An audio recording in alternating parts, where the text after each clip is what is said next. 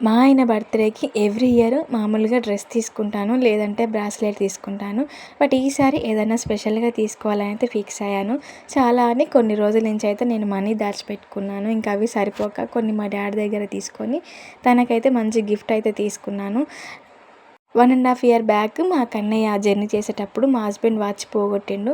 So, అప్పటినుంచి ఇప్పటి వరకు వాచ్ లేదు తన చేతికి. తీసుకోమని నేను చెప్పినా కూడా ఆ వాచ్‌కి పెట్టే మనీ ఇంట్లోకి పిల్లలకి ఏమన్నా అవసరం వత్తది కదా! నాకెందుకులే అని లైట్ తీసుకునేవాడు.